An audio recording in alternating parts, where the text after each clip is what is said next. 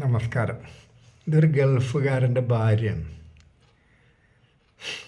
അറബി തമ്മിലുള്ള സംഭവം.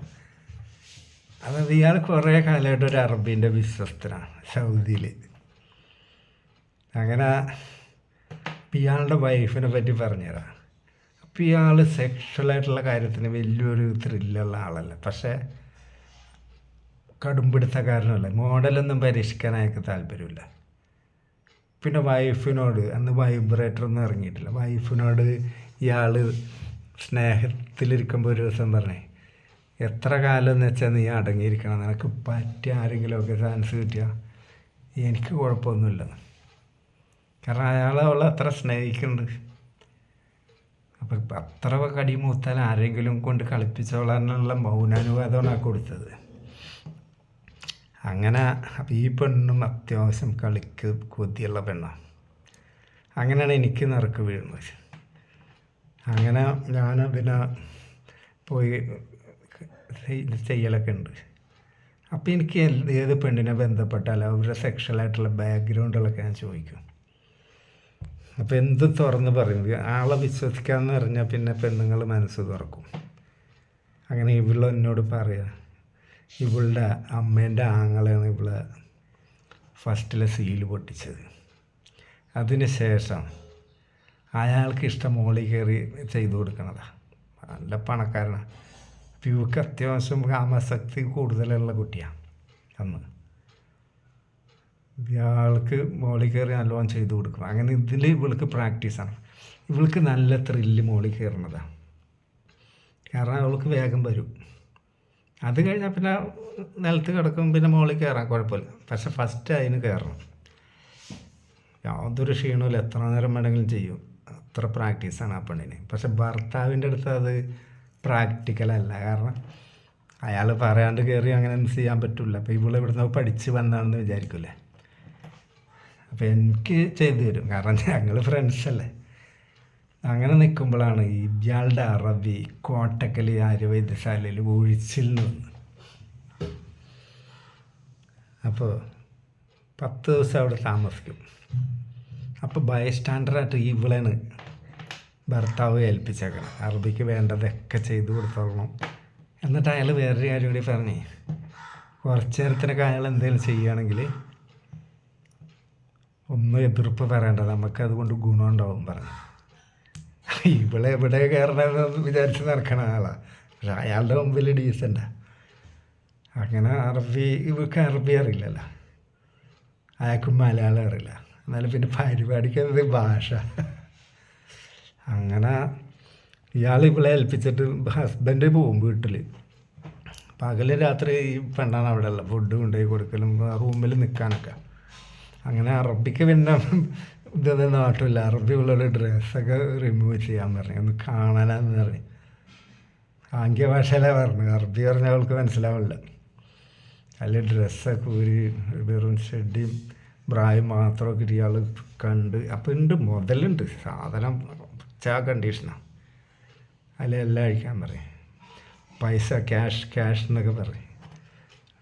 അപ്പോൾ അവർക്ക് മനസ്സിലായി. അപ്പോൾ അത് കെട്ടിയവൻ പറഞ്ഞിട്ടുണ്ടല്ലോ, ഇയാൾ ഭയങ്കര കോടീശ്വരനാണ്. അതിൽ പിന്നെ ഇയാളുടെ ഡ്രസ്സ്, ഇയാളവിടെ കട്ടിലുമേ കിടന്നുകൊണ്ടാണ് ഇതൊക്കെ പറഞ്ഞത്. ഇയാളുടെ ഡ്രസ്സ് അഴിക്കാൻ പറയും, അതും വിളി ചെയ്ത്. അപ്പോൾ നോക്കുമ്പോൾ അവൾ അതുവരെ കണ്ടിട്ടില്ലാത്ത മുതല അറബീൻ്റെ. അതൊരു പിസാഗോപുരം വല്ല ചരിഞ്ഞാൽ നിൽക്കണം.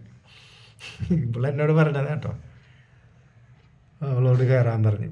അപ്പോൾ ഇവൾക്ക് അത് ഏറ്റവും ഇഷ്ടമുള്ള സംഭവമാണ്. ഇവള് കയറിയിട്ട് എന്നിട്ട് എന്നോട് പറയും, സത്യം പറഞ്ഞ ഫസ്റ്റ് എൻട്രി അല്ലാണ്ട് എൻ്റെ കണ്ണ് തള്ളിപ്പോയത്. പക്ഷേ ഉണ്ടല്ലോ, ഈസിയായിട്ട് സംഭവം നടത്തി. പക്ഷേ ഇവൾക്ക് നല്ല ഇഷ്ടമായത്. പിന്നെ അറബിക്കാമം ലോക പ്രസിദ്ധമല്ല, അറബിക്ക് എപ്പോഴും വേണമെന്നാണ്. ഇവൾക്കും അത് തന്നെ. പിന്നെ ഒഴിച്ചിൽ കഴിഞ്ഞാൽ പിന്നെ പരിപാടിയാണ്. ഡോക്ടറൊക്കെ വന്ന് പോയി കഴിഞ്ഞാൽ പിന്നെ പരിപാടി. അപ്പോൾ അവിടെ നിന്ന് എല്ലാ നേരവും പറ്റില്ല. അങ്ങനെ ഈ ഭർത്താവ് പറഞ്ഞ് കുറച്ച് ദിവസം എൻ്റെ വീട്ടിൽ നിൽക്കാം, ഞങ്ങളുടെ നാട്ടിലെ പ്രകൃതിയൊക്കെ ഒന്ന് കാണാം എന്നൊക്കെ പറഞ്ഞു. എന്നിട്ട് എന്ത് ചെയ്യും, ഡിസ്ചാർജായിട്ട് ഇയാളുടെ വീട്ടിൽ വന്നു. അപ്പോൾ ഇയാളുടെ വീട്ടിൽ AC ഇല്ല. അപ്പോൾ അറബി അപ്പം തന്നെ എ സി കൊണ്ടിരുത്തി നോക്കണം പെണ്ണിൻ്റെ സാധനത്തിൻ്റെ ഒരു നിലയും വില എ സി കൊണ്ട് അന്ന് തന്നെ ഇൻസ്റ്റാൾ ചെയ്തു. ഇയാളെന്ത് ചെയ്യും, ഓരോ പേരും വരെ എങ്ങോട്ടേലും പോവും. ഇവളെ കണ്ണിറക്കി കാണിക്കും. 10 ദിവസം ഇവള് കയറി നല്ലോണം ആക്കി കൊടുത്തയൊക്കെ. വാഷിംഗ് മെഷീന്, ഫ്രിഡ്ജ് മാറ്റി പുതിയതാക്കി, പിന്നെ കുറച്ച് സ്ഥലം വാങ്ങാൻ പൈസ, നല്ലൊരു എമൗണ്ട് അറബി മനസ്സറിഞ്ഞ് കൊടുത്ത്. അതായത് കാക്കയുടെ വിശപ്പ് മാറി പശുവിൻ്റെ കടിയും മാറി എന്ന് പറഞ്ഞാൽ മതി. അയാൾ വർഷങ്ങളായിട്ട് ഗൾഫിലാണ് ഭർത്താവ്. അയാൾ വരും അപ്പം തന്നെ പോകും. അത് അയാൾ അവിടെ ഇല്ലെങ്കിൽ സൗദി അറേബ്യ പെട്ടെന്ന് എന്തെങ്കിലും സംഭവിച്ചു പോകുമെന്നുള്ള മെൻറ്റാലിറ്റിയാണ്. ഇവിടെ വന്നാൽ അധികം നിൽക്കുകയൊന്നുമില്ല. ചിലപ്പോൾ 6 മാസം കൂടുമ്പോഴൊക്കെ വരും. അറബി വരും പറയെടുക്കുന്നത് പോയിട്ട് ആരും അറിയും. കാരണം അറബീൻ്റെ കച്ചവടങ്ങളൊക്കെ നോക്കണ വിശ്വസ്തനാണ് ഇയാളെ. അപ്പോൾ അതുകൊണ്ട് അയാൾ അധികം ഇവിടെ നിൽക്കില്ല. ഇത് നല്ല ഇതിനപ്പോൾ ഒരു 35-40 ഏജൊക്കെ ആയി. ആ ഏജിലൊക്കെ നല്ല ആരോഗ്യം, നല്ല കളിക്ക് കൊതിയുള്ള പ്രായമാണ് സ്ത്രീകളെ സംബന്ധിച്ച്. ആരോഗ്യമുള്ളവർക്ക്, ഇല്ലാത്തവരെ പറ്റിയല്ല ഞാൻ പറഞ്ഞത്. ഒരു നോർമൽ സ്ത്രീകൾക്ക് 40 വയസ്സിലൊക്കെ നല്ല ആഗ്രഹങ്ങളാണ്. അറബിക്ക് നല്ല തൃപ്തിയായി. പിന്നെ ഇടയ്ക്കിടയ്ക്ക് അറബി അങ്ങോട്ട് കൊണ്ടിയല്ല പറയും. എന്നിട്ട് എന്താ പറയുക, അവിടെയൊക്കെ കാണാനാ വിസിറ്റിങ്ങിന് പോകാനൊക്കെ പറഞ്ഞ് പോവും. നാട്ടുകാർക്ക് മുഴുവനും മനസ്സിലായി. കാരണം എന്താണ്, പെട്ടെന്ന് ഇവർക്ക് സ്ഥലം വാങ്ങണ, ഫ്രിഡ്ജ്, എ സി, എന്ത് പറയണ, വാഷിംഗ് മെഷീനൊക്കെ അന്ന് ഇറങ്ങിയ കാലം എൻ്റെ അമ്മ. പിന്നെ അവർക്ക് കാറ് വാങ്ങി, അത്രേ ഉള്ളൂ. ആ സാധനം ഉണ്ടെങ്കിലുണ്ടല്ലോ, വേണ്ട വിധത്തിൽ ഉപയോഗിച്ച ആ ഒരു സാധനം കൊണ്ട് ലക്ഷങ്ങൾ ഉണ്ടാക്കാം. അത് നാട്ടുകാർക്കും മനസ്സിലായി. പക്ഷെ നാട്ടുകാർക്ക് മനസ്സിലായാലും എന്താ, പണം ഉണ്ടെങ്കിൽ പിന്നെ ഒന്നും ആൾക്കാരടക്കം പറഞ്ഞാൽ ഇപ്പോൾ അവർക്ക് എന്തെങ്കിലും പറ്റണ്ട. ഇവരെ കേൾപ്പിച്ചൊന്നും ആരും ഒന്നും പറയില്ല. ഇടയ്ക്കിടയ്ക്ക് അവരും പോകും ടൂറ് ഗൾഫിൽ. പിന്നെ അയാളും അറബി ഇതുമേ തന്നെ തൂങ്ങിയേക്കൂല. അവർക്ക് 100 എണ്ണം കിട്ടൂലേ. പക്ഷെ ഇതൊരു വെറൈറ്റി മുതലാണേ. മോളിൽ കയറിയുള്ള ഡ്രൈവിങ്ങിന് എക്സ്പെർട്ടാണ്. അപ്പോൾ അതുകൊണ്ട് അറബി ഇടയ്ക്കിടയ്ക്ക് കൊണ്ടിരിക്കും.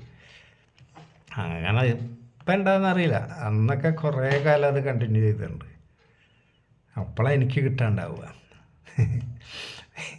അപ്പോൾ അറബിനെ സംബന്ധിച്ച് നോക്കുമ്പോൾ ഞാനൊന്നുമല്ല. പക്ഷെ അവരുടെ ഈ അവയോഗം എന്ന് പറഞ്ഞാൽ എല്ലാം സൂട്ടബിളാണല്ലോ. അപ്പോൾ എൻ്റെ അത്ര മോശമൊന്നുമല്ല. അപ്പോൾ ഞാനും അതുകൊണ്ട് പിടിച്ചു നിന്നതാണ്. ആരെയും നിരാശപ്പെടുത്തരുത്, അതാണ് എൻ്റെ പോളിസി. അപ്പോൾ ഈ അറബീൻ്റെ കഥയൊക്കെ എന്നോട് അവൾ തന്നെ പറഞ്ഞതാണ്. അത്രേ ഉള്ളൂ. ഭർത്താവ് അങ്ങോട്ട് കണ്ണടച്ച് കൊടുത്ത്. വേറൊരു പ്രശ്നമില്ല. ഞാൻ അവരുടെ വീട്ടിൽ ചെല്ലണക്കാരൊക്കെ ഫോൺ വിളിച്ചൊക്കെ പറഞ്ഞു കൊടുത്തട്ടെ, അയാളെ പറഞ്ഞവനെ ചീത്ത പറഞ്ഞെന്നാ ഞാൻ കേട്ടെ. നീ എന്തിനാ അതൊക്കെ നോക്കാൻ നടക്കണേ, നീ നിൻ്റെ വണ്ടിനെ നോക്കിയാൽ മതി, അങ്ങനെ എന്തോ പറഞ്ഞ്. ചില ആൾക്കാരങ്ങനെ സോഷ്യൽ മൈൻഡാണ്. അപ്പോൾ അടുത്ത വീഡിയോ നാളെ. നമസ്കാരം.